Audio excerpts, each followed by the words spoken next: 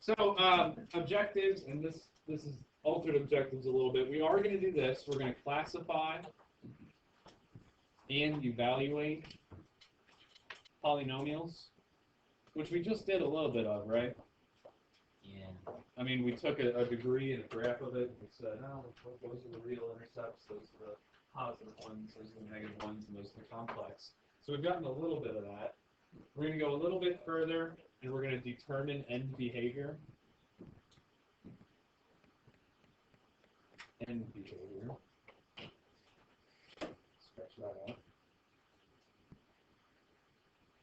And that just means both ends of the graph, of the line itself. We're going to look at what they do. We're going to use that to kind of interpret a graph, but we're going to talk about it a little bit. And we're also going to talk a little bit about zeros a bit more. We're going to talk about zeros with multiplicity. Remember, that's an answer, a zero that shows up more than once. So if I have factors of negative x minus 3 squared, or x minus 3 and x minus 3, that's x minus 3 with a multiplicity of 2. So we're going to talk about that and how they look when they're correct. Okay. Yep. Pretty. What did you say? I think it might. I think it's 2:15. I might have deleted it already. Hold on. That's what I said. It is what you said. Oh. I thought you were wrong. So, a little bit of review. Oh, I forgot to freeze. Like I said, a little bit of review. We won't go through all of this. This is already review, standard form, right, of a polynomial. This is just what we use for P over Q to find all possible rational zeros. What's the leading coefficient? How did I designate it? A sub n, right? It's that blue one, the very first one. And the constant term is X. A sub 0. It's the lowest, right? My constant doesn't have a variable attached to it. That's why it's constant. For it to be a true polynomial, according to our definitions, my exponents have to be whole numbers. And they can't just be whole numbers. They have to be what kind of whole number? Real. So yes, narrow it down. They have to be positive, right? I can't have negative exponents in my. That's also. I can't have negative exponents in my polynomial. Otherwise, it's not a polynomial, right? I'm talking about the degree of a polynomial. I determine that by looking at what? The exponent. Which exponent? Highest. The highest exponent. So the highest exponent is my degree. Okay? And my coefficients have to be real numbers too, right? I can't have imaginary numbers. I don't want to put irrational coefficients, root 5 of x or anything like that.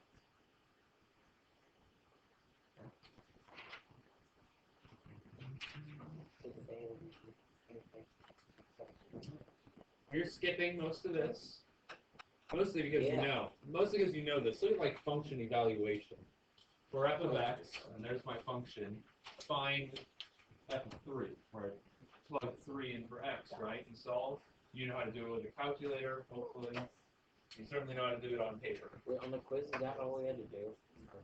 No. Okay. No. Good, because I didn't. No. Okay, so keep skipping. Yay. You also know how to do this with synthetic substitution, right? Use synthetic substitution to find f of 2. Well, synthetic substitution is the same as synthetic what? Division. I don't know why people call it synthetic substitution. It's weird to me, right? Okay, so what would I do to use synthetic substitution to solve? P over Q. I divide by what? 0. You can't do that. Just 2. 2. Not negative 2, just 2, right? Wait, why can't you do that? It says 2. Because it says 2. Oh. It doesn't tell me. But then why do you use that for P to Q? I said I knew it was wrong. Oh, you. Never mind. Okay, sorry. That's all just review, guys. We'll come back to it. I'm just showing you why we're cutting through. We'll come back and look at a few of those things, but we're gonna keep moving. So here's the new stuff, guys. Graphing polynomials. You ready? There's a lot of little things. This is all very easy, but you do not want to miss this. Polynomial graphs are always smooth, continuous curves. I don't have breaks. You're never going to see it jump. Okay? If you've ever graphed like the inverse tangent or even the regular tangent function, if you ever just for fun, like, what do a tangent of x looks like? There's a weird break in asymptote, think inverse tangent or 1 over cosine. A lot of weird trig functions, right? They're going to have breaks. Those aren't polynomial functions. Neither is this. You're never going to have it come to a point and then move. You'll have some weird looking curves. That's good. That's good. Those are all polynomials, but not these guys. Never going to have a break. Never going to have a, they call it cusp, out point, right? It's never going to have, okay? What we're worried about, this is the big thing, we're worried about like end behavior. We'll be able to look at a graph, tell you what its end does, and tell you what that translates in terms of a function, in terms of writing it out as a polynomial. Okay? What? Oh, inverse tangent? Yeah, it's got a bunch of asymptotes, and it's a repeating function for the period of negative pi over 2 to pi over 2. Very nice. Anyways, your book uses a lot of code words. Your EOC test and your final and your worksheets will use a lot of code words. They'll say things like, what happens to the left and right ends of a graph? That's not really code, right? As I go to the right. As I go to the right. Okay, well, you can look at a graph and tell to the right. It may rewrite that as this. What happens as x approaches infinity? So as x goes up to the right, to infinity. Sometimes you're not going to say, hey, what happens when the graph goes to the right? Sometimes you're going to use math terms and say, as x approaches infinity, what happens to the ends of the function? What does that mean? Okay? As I go to the left, then, is the same thing as x approaches what? Negative. Negative infinity, right? So as we go on forever towards the right, we're getting higher and higher, more positive. When we go forever towards the left, it's getting lower and lower, more negative. Okay? Hold on, I lost my page.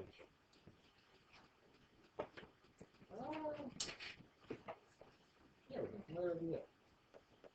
So, similarly, as the graph goes up and down, so if I'm going up forever, something has to approach infinity. Y, and actually more often than not, you'll see or f of x, okay? So we apply a function to an x. So you'll see y or f of x. I think more often you see f of x. So then as y or f of x go down, they approach what? Negative.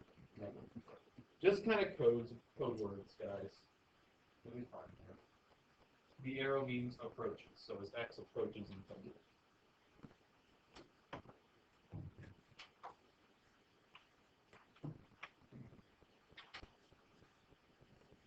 Again, we're worried about end behavior. So the ends of this graph are what? Here and here. Negative x cubed plus 4x. There it is. That's what it looks like. A good question that this book would ask is, so what happens to the end as x approaches infinity? What would you say about, she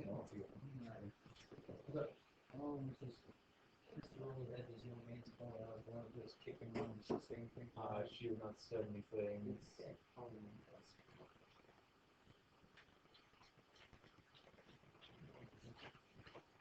Hold on.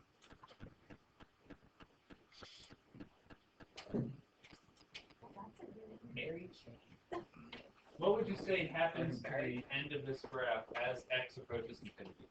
It's pretty simple. It's way simpler than that. As x approaches infinity? Goes right. What are you asking? What happens to the end of the graph? This first one, negative x cubed plus 4. What happens to the end as x approaches infinity? As we go to the point? It goes down. Is the arrow point? I told you it's similar to things. The arrow goes down, right? Goes down. Down has an end in it. Got it. Okay? Hey, just as simple. What happens to this graph as x approaches negative infinity? Goes up. Goes up. That is, Well, that's not all we're doing today. that's it. Go home. Have a good summer. No. Okay. Good. Similarly, hey, you guys, super easy. As x approaches infinity here, what happens? Goes down Down. both times. Both times. Interesting. As x approaches negative infinity, also goes down. Very interesting. That is so interesting. That's a really long end. So here's the deal. N behavior, we're not just going to look at them and say what it does, right? I want to notice patterns. And there are patterns. If your polynomial has an even degree, so if it is squared, if it is to the fourth, to the sixth, to the eighth, as long as it is an even degree, guys, watch, both ends go up or down. I'm going to say go up or down together, because obviously both ends go up or down. And look at that. What do you notice about that one on the right? X to the fourth. Is that even? Yeah. And both go in the same direction. Crazy. So then if your polynomial has an odd degree, One up one. you're going to have one up.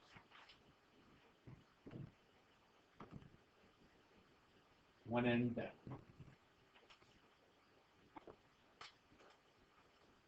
Okay. Here's the thing, if on your leading coefficient, if you have an even degree, so again, look at this guy here, negative x to the fourth. Both ends are going to go in the same direction. If that leading coefficient is negative, where do you think those ends are going to point? Down. If they're positive, up. So not so bad. Even, anytime it's even, and you've seen this when you were just learning the quadratic formula and equation, learning the graph parabolas, right? Now we're just adding polynomials to it. A negative x squared went down, and a positive x squared went up. Stays the same for any even polynomial. Okay? If it's negative, It just adds bumps, right? If it's negative, it goes down. but if it's negative and it's an odd, that. So if it's negative and it's odd. So in leading coefficient, and I'm talking about odd here, okay? The leading coefficient is going to tell us about the right end. So the end going up towards infinity, okay? I guess it tells you about the right. It does, but we're going to talk about the right end, Okay. okay? So as x approaches infinity, okay? If it's positive, it goes up. If it's negative, it goes down. For an example, negative x cubed. So my leading coefficient is what? Negative 1, so it's negative. My right end goes down. Always the right, okay? This was x cubed plus 4x. I have a very, very similar graph, right? Just like that.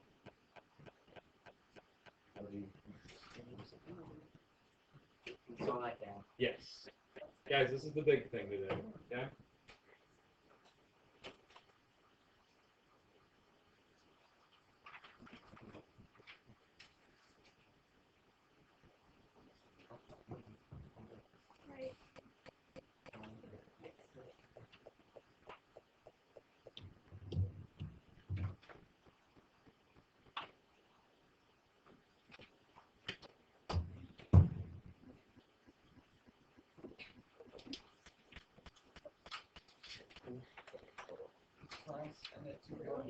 Yep.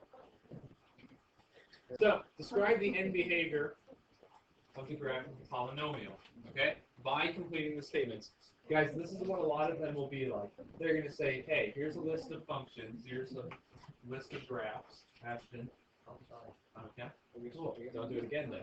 And it will say for each of these graphs, fill in the statement. So I want to fill the statement blank, all right, the function blank as x approaches negative infinity, and blank as x approaches positive infinity. Okay? So this first one. First thing I look at, odd or even, because then I know whether they're both what they're both ends are doing. Odd or even. Even. So both ends are going to go the same direction. What direction is that? Yeah. Down. So for number 8, I know it says 8. Can you put f of x, you say and, that's what I'm asking, like, this goes down and this goes down, all in one place. No. Here's how I want, guys. Here's how I want you to fill in this statement. You ready? So for 8, I'll have blank as x approaches negative infinity. It's a negative. And I'll have blank as x approaches infinity. All right. Look back at these graphs. I don't have these. The reason I use arrows, right, is because they go on towards infinity. If I'm going left and right towards infinity, and it wants to know what the graph is doing, can I also say for number 8 that since both ends go down, right, as I approach negative infinity, the graph, the function, so f of x approaches negative infinity. That's y, right? So y goes negative for infinity as I go left, and for this one, it also goes to negative infinity as I go right, because it's an even function, and they both go down. All my functions are going to go on towards infinity. Until we get to trig and some weird stuff, we're going to go on towards infinity, right? There's no ending. We can describe to them y and x as infinite. All right, so this next one, let's go for 9. I'm going to have blank as x approaches negative infinity, blank as x approaches infinity. Right, odd or even? Odd, right? So one end goes up, one goes down. I want to know about the right end. Goes down. Goes down, right? Negative.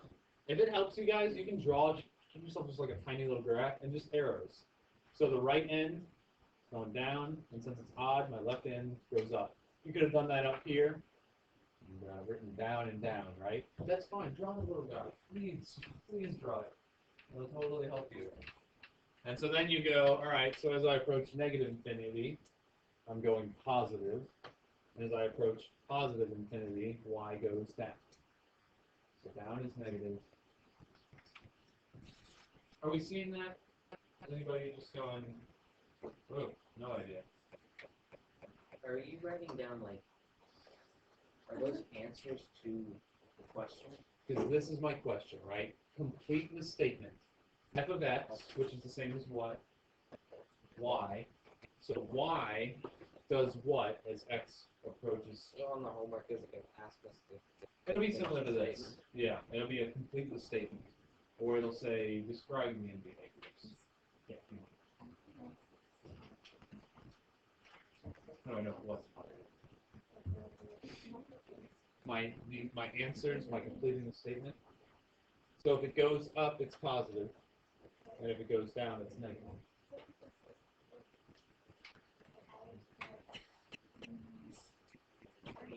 Because this is 9, right?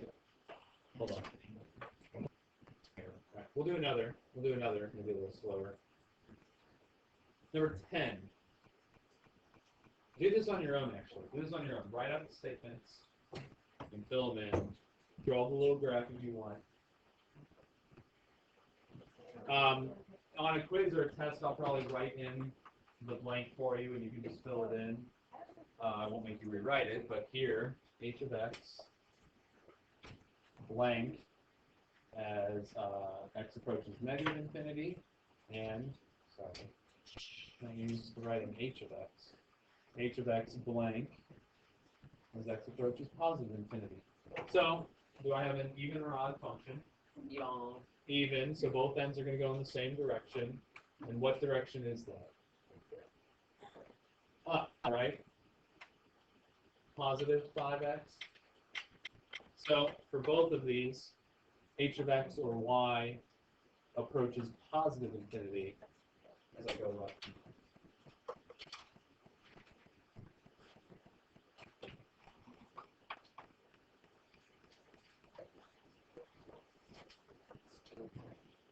So just how I can take a function and I can describe the end behaviors, I can look at a graph with this gives me my end behaviors, and I can tell you about the function. I can't just straight up write this out, but look at number 11. So, Look at that clock says. look at that clock says. Clock's wrong. You trust that kind of clock? The 21st century. Look at it right there. Good idea. You don't want to read those? Good idea. Dang it, I recorded all that. So, number 11. Can you tell me if that's an odd or an even function? Can you? Say yes. Yes. Yes. What kind is it? Even. Do both ends go in the... Wow, blue on blue. This is what this actually looks like, in case you were wondering. Okay. Do both ends go in the same direction? So, describe the degree and the leading coefficient of the polynomial function. So how would you describe this degree? I would call it even, wouldn't you? Yeah. How about the leading coefficient? Neg.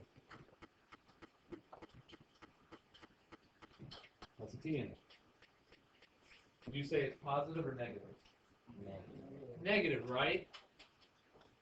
Have you done that? Have you now described the degree and the leading coefficient of the polynomial function? We This have. graph is shown? You have. Probably could have done it earlier. See the graph. You what? Probably could have done it earlier. See the graph. Yeah, no, that's true. I'll trace this other one for you. Alright, describe the degree here. Odd. 1. Odd. Definitely not 1. Sorry, there's 1 0. Not a linear function, right? Oh yeah, there's only one real 0. Yes. Do you have to put number zeros? It's Not not yet. asking you to do that. You will later, but not on this one. This question asks you to describe the degree and leading coefficient, so that's all we're going to do. How about the leading coefficient, even or odd? Or, sorry, positive or negative? Neg. Negative, right? Because my right end goes down, goes towards the negative.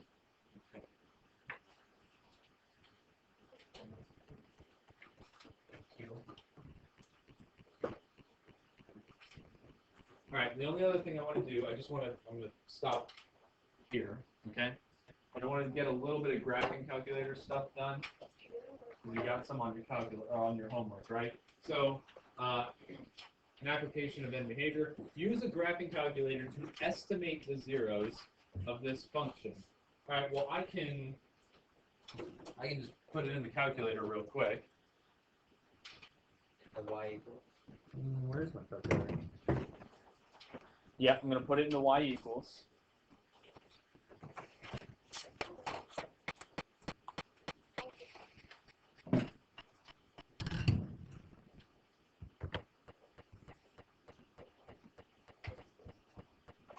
Go away. So y equals x to the 6. 6, yes, that's what I want. Minus 2x to the 5th. Plus 3x to the 4th. Wait, is that right? Yeah, minus 10x to the 3rd. Minus 6x squared. Minus 8x. Minus 8. Alright, I'm going to graph that guy.